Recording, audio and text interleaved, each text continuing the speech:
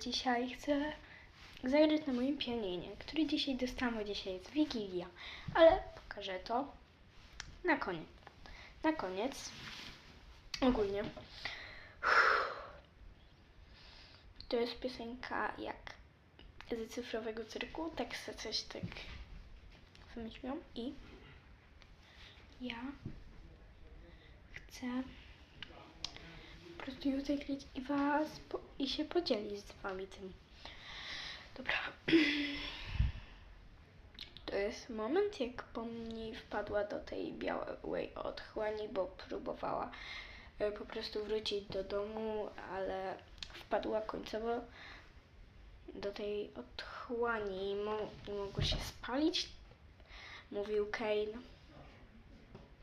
Dobra, będę już grać.